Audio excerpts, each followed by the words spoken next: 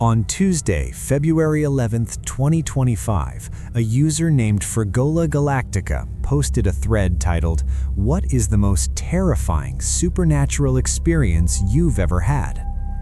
I remember when I was a child, I once saw two large yellow eyes in the mirror facing my bed at night. I was 10 years old, maybe even younger. I remember calling out for my parents afterward. Once they came in to check on me, those eyes never returned, but I do remember asking my dad to move that mirror out of my room a few days later. Another time, when I was around 16, I saw my late grandfather watching me sleep. My dog was barking at him. He didn't seem frightened by it at all. He was very tall, wearing a blue plaid shirt, and had white hair and a white beard, but he had no face. I didn't actually know much about him because he passed away when I was only a year old. When it happened, I was terrified. I didn't realize who it was until after he left. My mother later showed me one of his old shirts, a black and blue plaid pattern, and that's when it clicked. That was my grandfather. Yet another time, when I was 12, I heard my mother calling my name just as I got home. However, she was supposed to be at my uncle's house. I waited a few minutes before answering the call, but when I went to look for her, she clearly wasn't home. It wasn't until about 2 hours later that she actually returned. A user named Personal Problem shared a similar story from his childhood involving yellow eyes, much like the Cheshire Cat. When his family first moved into a new house, he saw them through the window. But when his mother woke up to check, there was nothing there, even though all the curtains in the house had been drawn shut. Upon first reading this, I immediately thought he might have imagined those yellow eyes, just like Frigola Galactica. The way he described them sounded exactly like the Cheshire Cat from Alice in Wonderland. It's possible both were subconsciously obsessed with those eyes from the movie, and being children at the time made their imaginations even more vivid. However, after reading further into the comments, both Personal Problem and Frigola Galactica claimed they were too young at the time to even know what Alice in Wonderland was. From my own personal experience, childhood memories often contain supernatural stories like these. I'm sure those of you watching this video have also had moments where you questioned whether you really saw something standing in the corner of the room, or felt a shiver down your spine remembering long-forgotten childhood memories. Below the post, other users also shared their own chilling accounts. CP9200. About 30 years ago, while I was in college, I went camping for a few days in an open field just outside of town with 3 friends. On our final night, as the sun was setting but before it was completely dark, we all spotted a pitch-black shape appearing about 10 meters away. At first, I thought my eyes were playing tricks on me, but then everyone else saw it too. It seemed to become clearer, and its color grew more intense. This sounds bizarre, but it looked like a void of darkness filled with silver glimmers and a distinct outline. Imagine silver wires laid over a floating black blanket. That's the best comparison I can make from memory. It was about 1.5 meters tall and 3 to 4.5 meters wide, looking like a fat sausage standing upright, though its shape wasn't perfectly sharp. After a moment, once we all realized it was there and turned to look at it, the thing suddenly dashed to the other side of the camp with a fast, fluid motion.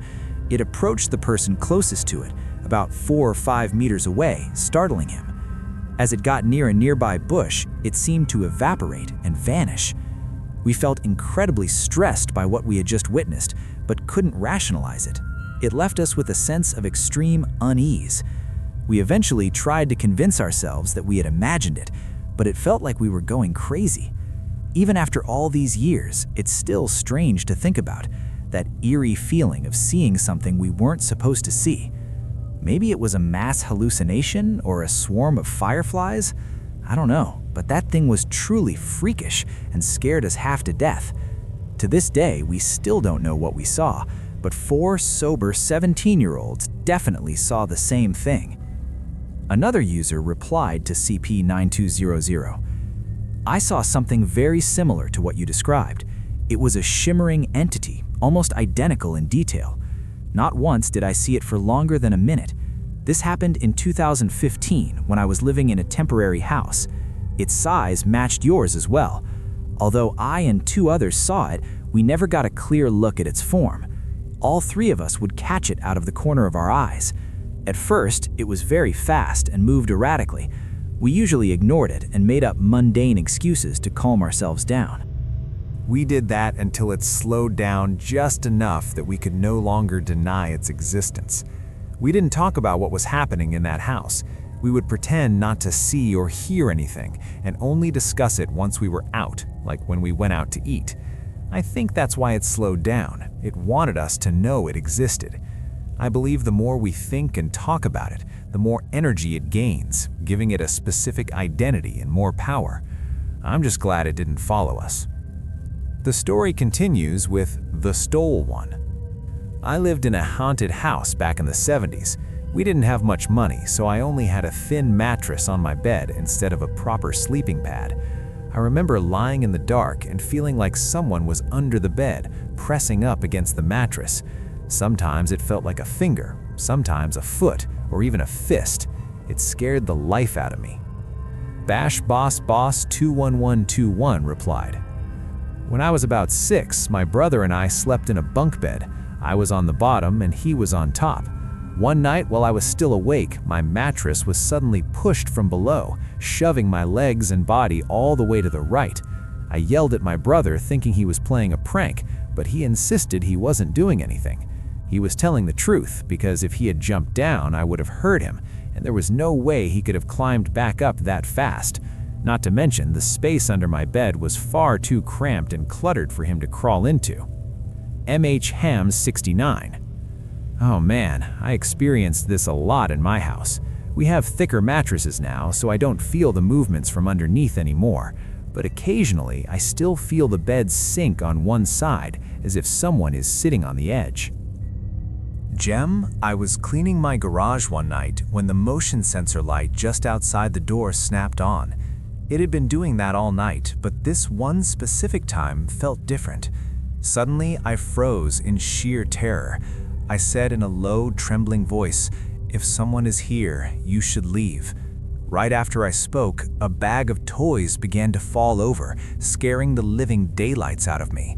It lasted for a few seconds and then stopped, and that feeling of dread vanished completely, as if nothing had happened. I even continued cleaning for over an hour after that. But another terrible night, I woke up in the middle of the night and saw something formed from swirling black clouds standing by my bed. It had a torso, a head, and shoulders. I thought it was just my eyes adjusting to the dark, but then the thing suddenly leaned toward me, as if it were inspecting me closely. The air around it was freezing. I couldn't sleep at all after that. Someone on Reddit actually recreated their experience using 3D tools and posted it a few months ago, and it truly gave me the chills. Brittany shared a terrifying experience from her time working as a security guard at a large entertainment complex. "I worked as a guard at a massive complex with rental apartments, restaurants, shops, and more. Part of the job involved checking the fire and water systems, including the eye wash stations. The task was simple: turn on the water for 5 minutes, check the temperature, and sign the logbook. I worked the night shift and usually checked the kitchen area around 3 a.m. because it was always empty then. There was one specific kitchen I hated visiting because I always felt like I was being watched. It was much worse at night when all the lights were turned off. While patrolling that building, I constantly felt like someone was standing in the doorway watching my every move. To add some context, earlier that night, my coworker had shown off his newly bought shoes and said he couldn't wait to walk around in them during his rounds. When I got to the kitchen, I turned on my phone's flashlight to check the eye wash station. I turned the water on, waited a few minutes, turned it off, and started filling out the log. While I was writing down the date, I heard footsteps approaching and saw a pair of legs and shoes stop right in front of me, just at the edge of my vision. They looked exactly like my friend's new shoes. So instead of looking up, I smiled and said, "Well, you finally got to try out those new shoes, huh? How did you finish your round so fast?" When there was no response, I quickly looked up. No one was there. My heart sank instantly. Moments later, I heard my friend's voice over the radio saying he had just finished patrolling one building and was heading to the next. I searched the entire kitchen and found no one. That story is from 5 years ago, and I still remember it vividly. I tried to convince myself I was just tired, but I've heard other coworkers tell strange stories about that mysterious building too. There is a common thread among these stories told by random, unrelated people of different ages and professions. The shadows they see have no faces. Smithy shared, "We have to be wary of things without faces. My ex-girlfriend could see spirits. She saw them everywhere and said they have the ability to shift their faces into someone else's. This is extremely common among spirits." Frigola Galactica joined the conversation again. "I was so sure it was my grandfather, but many people here are saying it might have been a demon. Man, I'm starting to get scared. This happened years ago. I thought maybe because I never met him or knew much about him, I couldn't see his face, or maybe my eyes didn't have enough time to adjust after waking up. But I think a guardian angel or a protective spirit would want to communicate through a familiar face. Things with bad energy probably can't do that. Regardless, what happened, happened. At least I could see his mustache and beard. He might be a demon with a mustache. He must really care about his appearance. That's a good sign then." Maybe it really was your grandfather. Your dog could probably sense whether it was a good or bad entity. However, woven among those chilling tales are stories where people encounter the deceased looking exactly as they did in life, so real they couldn't tell the difference. Party 1, 8712. I've had many supernatural experiences while on duty as a police officer. One time, I had to go to a house to deliver a death notification, and it truly shook me. I was there to speak with the family of a woman who had passed away in a car accident just a few miles from her home. When I arrived, I met a woman near the gate, just inside the yard. She said she could hear me coming from a mile away. I asked if she lived there, and she confirmed she did. When I asked if we could continue our conversation inside, she agreed, but told me to go ahead because she would be walking slowly behind me. The distance from the yard to the front door was about 70 meters. After reaching the porch and turning back to look for her, it was about 1 a.m. While I was still scanning the yard for the woman, the front door opened and a young woman appeared. She looked worried by my presence and asked what was wrong. I asked if I could speak with her and her family. She agreed and invited me in. I told her I would wait for the woman I had just met outside so we could all go in together, but she told me there was no one else home at the time. I panicked and stepped outside to check the surroundings. There was no one. After stepping back inside, I broke the news to her and her husband about Susan, the young woman's mother. She told me her mother had moved in with them a few months prior after her father passed, and she hadn't been doing well since. While they were comforting each other, I began looking at the photos hanging on the wall. One picture of a middle-aged woman stood out to me. She looked like a younger version of the woman I had spoken to in the yard. When I looked at more photos, the daughter confirmed that was indeed her mother, the woman who had just died in the accident.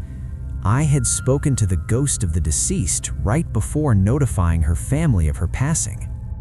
Dark Kitten 88 is another person who has seen spirits as solid as flesh and blood. I once saw a man walking right next to me as we entered an old factory. He went in first, and I was right behind him. Suddenly, he vanished. There was no other way out except the entrance we both used. It scared the life out of me. There are some haunted places I've entered where it feels like walking through spider webs. I'm convinced that's the sensation of spirits touching you because I'm certain there were no actual cobwebs there.